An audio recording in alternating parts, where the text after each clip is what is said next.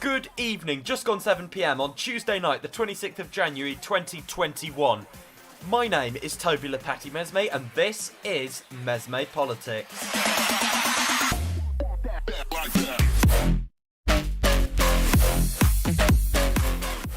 Between now and 7:30, all the latest in UK and US politics from a unique leftist perspective. Get in touch in the chat at any point. We'll be talking about the anti-lockdown lobbyists inside and outside the Tory party, the post-Trump Republican Party and the fact the party is shifting to the right, not the centre, after its defeat, and the unemployment figures, they're looking bad. But first, some grim news. Some really grim news. There's no two ways around it. Boris Johnson has offered his deepest condolences to COVID families and claimed his government did everything it could as the UK death toll from the pandemic passed 100,000. Speaking in Downing Street, flanked by Chief Medical Officer Chris Whitty and NHS Chief Executive Simon Stevens, the Prime Minister also hinted the country would come together after lockdown for a memorial event. Professor Neil Ferguson, whose Imperial College London study convinced the PM to back lockdown last March, is among those already openly contradicting Johnson, saying that deaths could have been drastically reduced by earlier action, adding that we did just let the autumn wave get too far too high infection levels. Labour Deputy Leader Angela Rayner tweeted referring to earlier predictions by Chief Scientific Advisor Patrick Vallance, who said 20,000 deaths would be a good outcome, saying we can't allow ourselves to become numb to these figures. Every death is an absolute tragedy and we should simply not be in this situation. The government must learn the lessons from their failures and stop making the same deadly mistakes time and time again. After 100,000 people have tragically lost their lives, we still do not have a functioning test and trace system, proper sick pay or isolation support. Let's listen to Boris Johnson on the day of this sobering news. I'm sorry to have to tell you that today the number of deaths recorded from COVID in the UK has surpassed 100,000. And it's hard to compute the sorrow contained in that grim statistic. The years of life lost, the family gatherings not attended, and for so many relatives, the missed chance even to say goodbye. I offer my deepest condolences to everyone who's lost a loved one. Fathers and mothers, brothers and sisters, sons and daughters, and the many grandparents who've been taken. And to all those who grieve, we make this pledge that when we've come through this crisis, we will come together as a nation to remember everyone we lost and to honour the selfless heroism of all those on the front line who gave their lives to save others. We will remember the courage of countless working people, not just our amazing NHS and care workers, but shop workers, transport staff, pharmacists, teachers, police, armed forces, emergency services, and many others who kept our country going during our biggest crisis since the Second World War.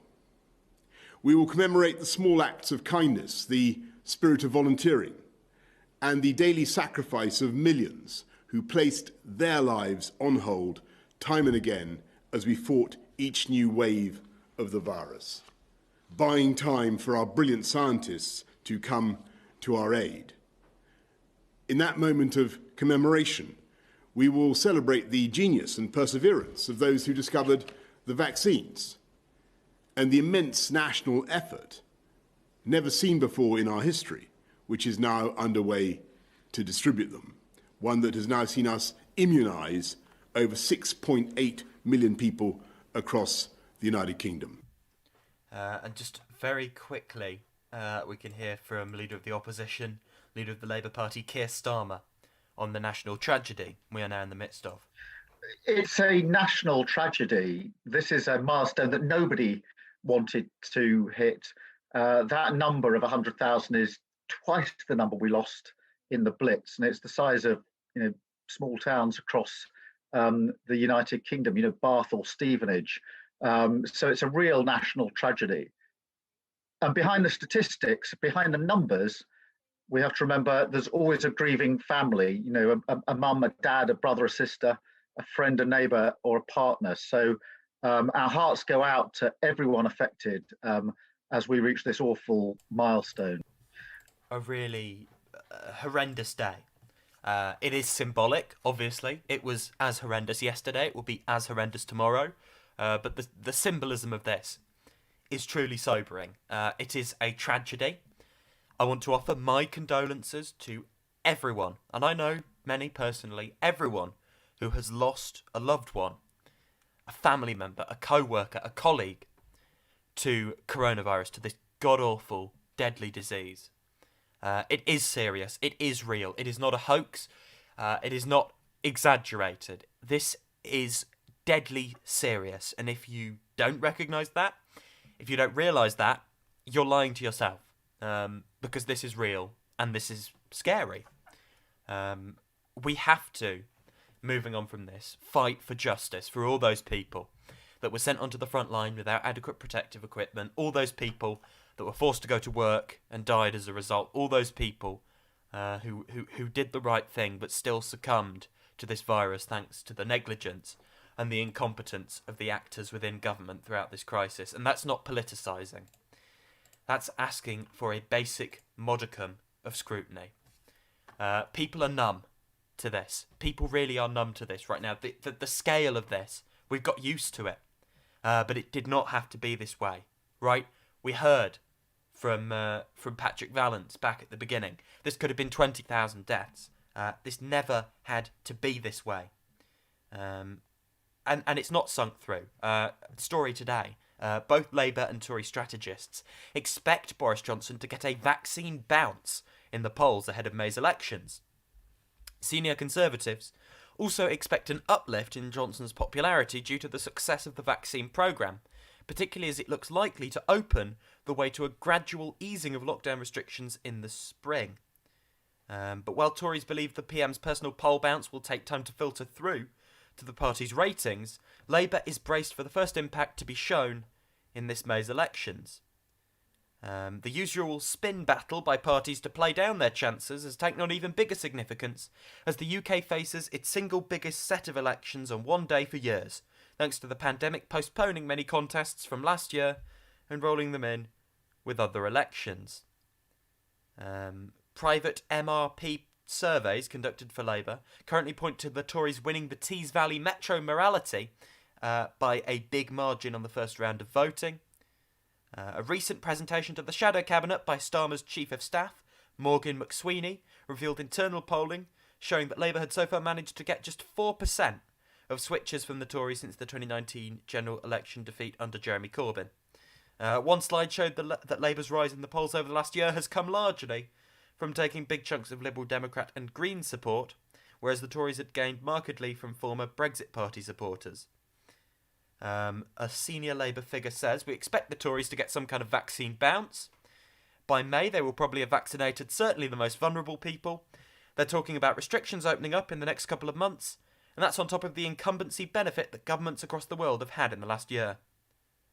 And Tory pollster Lord Hayward says if the vaccine programme continues as is, there is no doubt in my mind that the Conservatives will get a bounce from where they are at the moment. But the opinion polls don't move very quickly. What they do tend to show is how people think the leader of the party is doing. I think you'll begin to see a shift, which is a vaccine bounce on Boris's ratings, not the party's ratings. That takes longer. One of the reasons the Tory party is holding up so well is because lots of people in the country are very invested in the government doing well on the pandemic. Generally, people are giving them the benefit of the doubt. Whether that lasts to the next election is different. Labour is not associated with the issues that people really care about. The Conservatives are much more associated with things that people care about, like the economy. Basically, people are not hostile, but they are certainly not ready to jump over to us yet. That's from a senior Labour figure. So, in other words, they're going to get away with this, as so many feared they would. And we can pin part of that down to the fact that Labour's opposition throughout this has been so toothless. If a general election was held tomorrow or tonight, then the exit poll that would come out at 10 p.m. tonight would demonstrate the Conservatives had won a majority. That is the state of play politically in the country right now. We've had criminal negligence throughout the pandemic from the government. Various individuals within it, and this isn't hyperbole, they should be prosecuted. And this party should never, ever be given office, ever again, for what they've done throughout this pandemic. But alas, that's not what's going to happen.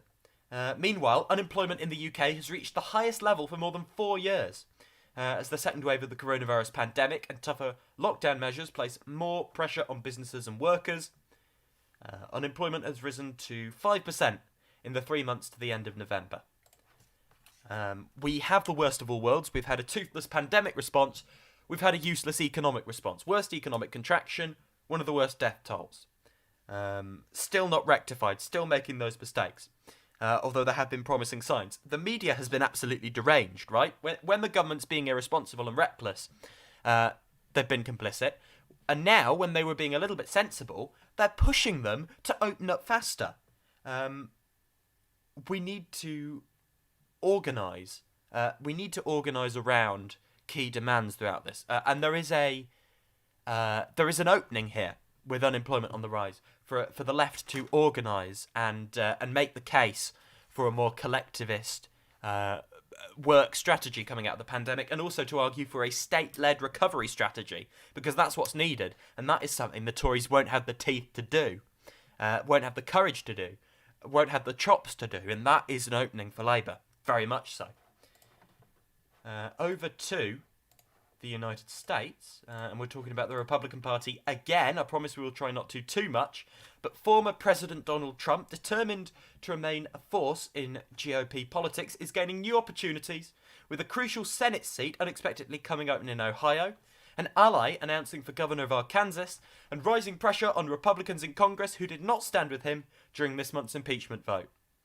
The surprise announcement on Monday by Senator Rob Portman of Ohio that he would not seek a third term sparked a political land rush, with top strategists in the state receiving a flood of phone calls from potential candidates testing their viability. One consultant said he had received calls from 5 would-be candidates by midday. That opening, along with another statewide contest next year in which Governor Mike DeWine is expected to face at least one Trump-aligned primary challenger, is likely to make Ohio a central battleground for control of the Republican Party, and an inviting one for Mr. Trump, who held on to Ohio in the election while losing the other 3 northern battleground states. Mr. Portman's announcement came hours after Sarah Huckabee Sanders, Mr. Trump's former White House press secretary, began her campaign for Arkansas governor. The Republican primary there already includes the state's lieutenant governor and attorney general, but private polling indicates that Miss Sanders is beginning well ahead, and Mr. Trump endorsed her candidacy on Monday night. So Trump is getting his fingers back in there. He's fighting again to retain control of the party. One of the extremely worrying things is the GOP is clearly moving to the right. The Texas Republican Party, for example, is publicly embracing aspects of QAnon. And the conspiracies and the cranks are retaining their influence. And while the party is shifting to an extremist stance, even more than it was before, it still has that huge base absolutely in lockstep with Trump's priorities. And it may well get worse than Trump, not better. The people that were talking about a return to a moderate Republican Party or some sort of lightning strikes and they all become sane again have been proven absolutely wrong and very much naive in their analysis of the situation. There are a few things that must be done in order to beat them, though. Right? First of all, Democrats must deliver over the next 2 years. We've heard extremely worrying stuff. We've heard talk from Biden of negotiating down the already cut down 1,400 stimulus checks. That is a route to absolute annihilation in both chambers of Congress in 2022. And we're already hearing backpedaling. We do not want a repeat of 2009. If we have that, we pave the way. We pave the yellow brick road for the next Trump. At the same time, we need to see Democrats reform the system, scrap the Electoral College, make the Senate and the House elections more proportional, particularly the Senate, the most anti-democratic of them all. And at the same time, we need to see comprehensive voting reform, making it easier, not harder, for people to vote. These sort of things, coupled with delivering, will mean that the Democrats can retain control of the US government. Democrats must weaponize Trump and must weaponise the Capitol insurrection and beat Republicans with them as a stick for election cycle after election cycle. Republicans had some success painting Democrats as far-left radicals, right? And they were just talking out their arse. So surely Democrats, with really legitimate evidence of extremism, can bludgeon Republicans. They have to fight dirty. Enough civility, enough unity. You've got to get in the trenches and fight. Because if the Republican Party teaches us anything, it's that no matter how extremist you are, if you get in the trenches and fight, you can win. You can win, even if a majority of the American public hate your guts. You can still win. You can still sweep the board. It's very much a thing you can do. And that's something we really need to see movement on. In other news, Joe Biden is talking about executive actions prompting hiring and buying American. The executive action I'm signing today will not only require that companies make more of their components in America, but that the value of those components is contributing to our economy, measured by things like a number of American jobs created and or supported. At the same time, we'll be committed to working with our trading partners to modernize international trade rules, including those relating to government procurement, to make sure we can all use our taxpayer dollars to spur investment that promotes growth and resilient supply chains. And here's what else the action does. When we buy America, we'll buy from all of America. That includes communities that have historically been left out of government procurement. Black, brown, Native Americans, small businesses and entrepreneurs in every region of the country. We will use a national network of manufacturers called the Manufacturing Extension Partnership that's in all 50 states and Puerto Rico to help government agencies connect with new domestic suppliers across the country. This is a critical piece of building our economy back better and including everyone in the deal this time, especially small businesses that are badly hurting in this economy. The executive action I'm taking also reiterates my strong support for the Jones Act and American vessels, and our ports, especially those important for America's clean energy future and the development of offshore renewable energy. I'll close with this. The reason we need to do this is America can't sit on the sidelines in the race for the future. Our competitors aren't waiting. To ensure the future is made in America, we need to win not just the jobs of today, but the jobs and industries of tomorrow. And we know that the middle class built this country, and we also know unions built the middle class. So let's invest in them once again. I know we're ready, despite all we're facing. I've never been more optimistic about the future of America than I am today. Given even just half a chance, the American people, the American workers, has never, ever let the country down. Imagine if we give them a full chance. That's what we're going to do. I'll stop here and sign the executive order, then come back and take some of your questions. That's Joe Biden there. Let's see him deliver. Of course, we've got to hold him to account. Back over to the UK, and this is from the Huff Post. I was talking to you a little bit about it earlier, but some really worrying, difficult info coming through regarding Labour's polling. The party's internal polling pointed to a loss of 300 council seats, the possible loss of control of town halls in Plymouth, Amber Valley, Harlow and even Sheffield. With the parties now more level nationally, the backdrop is different, but senior Labour figures report they're still expected to lose seats in places like Sheffield, Bolsover, Sunderland, West Bromwich. Internally, the party dismisses two polls recently that suggested Starmer could win back the vast majority of the so-called Red Wall seats that fell to Johnson in the 2019 election in the North and Midlands. Its own polling is failing to show similar optimism. One said there are places where the Tories have made big inroads in the last 2 or 3 years, but we haven't had the local election cycle in that time. If we can kind of stem the bleeding of big losses, basically that would be a result for us. We basically started from a place of when Keir and Angela took over, that we were going to lose a lot of seats, a lot of councillors. And what we need to show is that we have effectively started to turn the situation around. The Tories counter that Labour should be romping home in many areas at this point in the election cycle. Very true. That's what the conventional wisdom would indicate. There is a strikingly large number of voters, around 35%, who still don't have a view either way about Starmer and who Labour will hope to convert by the time of the 2024 election. And it would not take much for Labour to win back several of their red wall seats. Boris and others have talked about these people lent their votes. In fact, in a very large number of places, the stunning victories had nothing to do with many extra Conservative votes. What they actually had everything to do was a massive decline in Labour support. They went off to the Brexit Party, the Lib Dems, Greens, even independents. What is staggering is that at a point when the Conservatives are in government and have actually been in government for a decade, the Labour Party can seriously say they are actually expecting not to do that well. It's very true. It's very disappointing. It's dire comparatively, right? Thinking about where we are right now. And it's why I still maintain, at the next general election, the Tories will win a majority. Labour's first task is not losing any more seats. Will they gain some? Possibly. But that sort of hung parliament scenario we were looking at towards the end of the year does look very much like it was a flash in the pan. Anyway, back over to the UK. And there's a lot to talk about. First, England's much-hyped £2 billion Green Homes grant is in chaos, renewable energy installers say, with some owed tens of thousands of pounds and struggling to stay in business. Members of the public have been left waiting nearly 4 months, in some cases, to take advantage of the scheme to fit low-carbon heating systems. Some installers say customers are pulling out after losing faith in the green grants.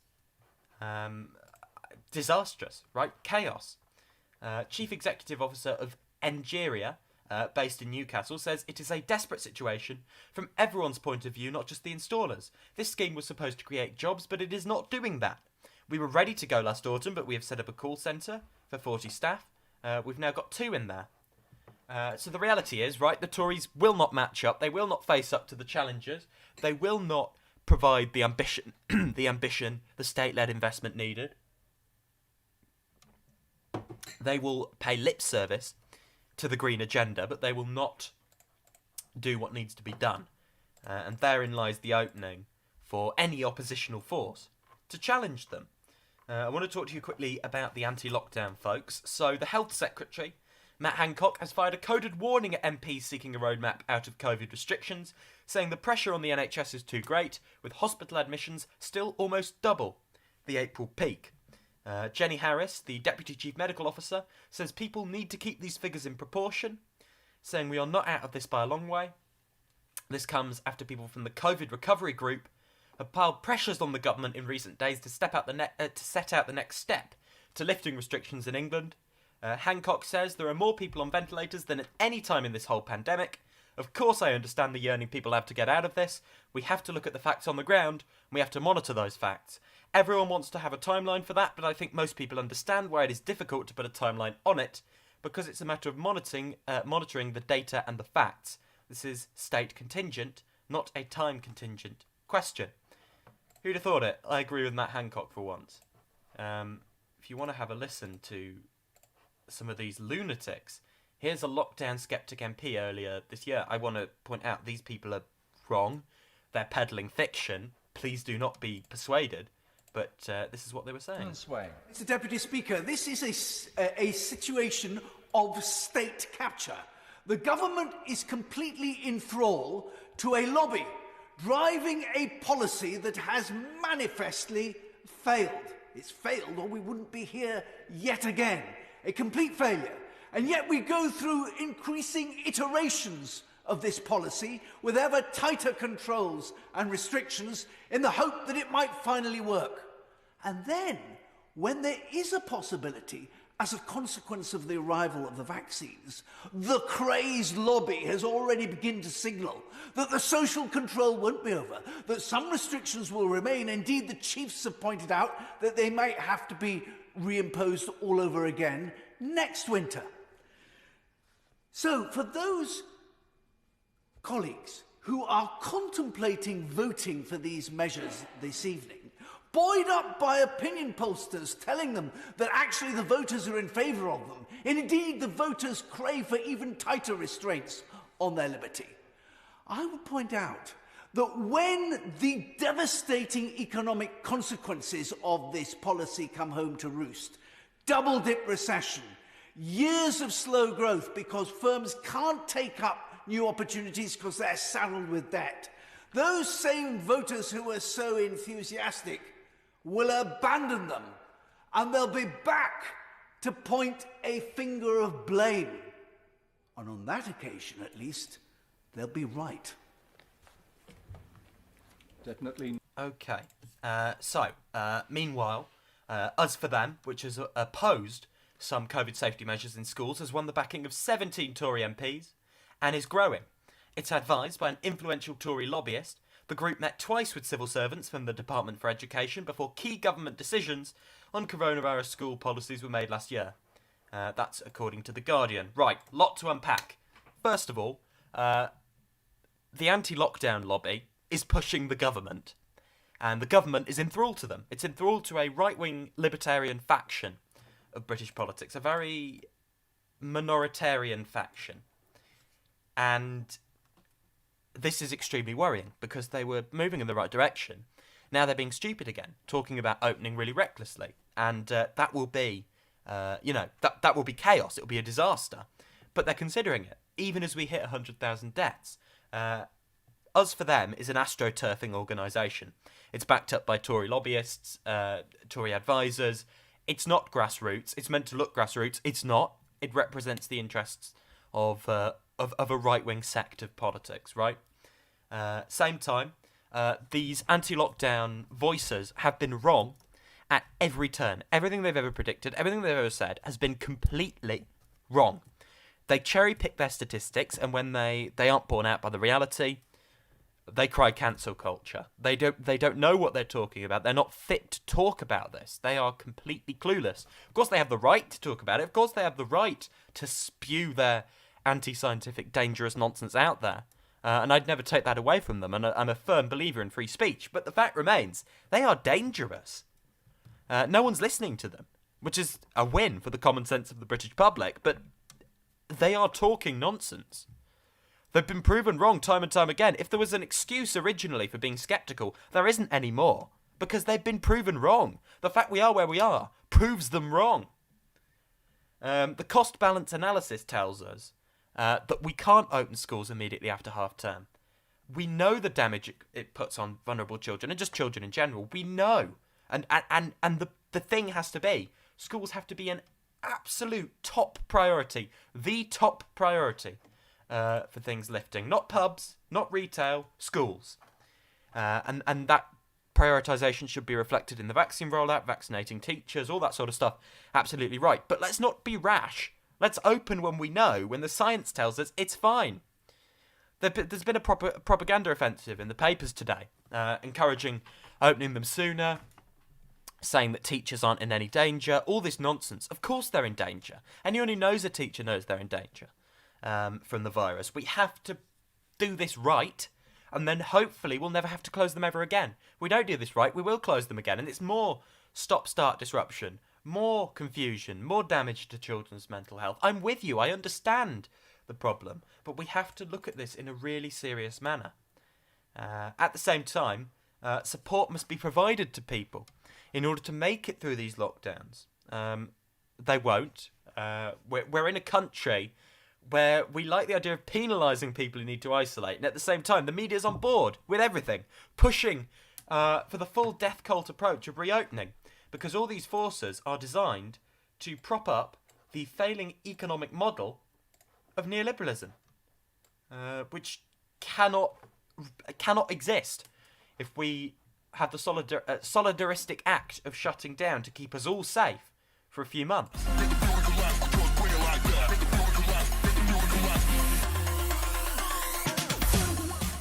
Coming up 7:30, that's it from me today. I've been Toby Lepati Mesme. Please follow me on Twitter at TobyJoshuaUK for my daily hot takes, or subscribe. Like the video. We're back same time, same place tomorrow.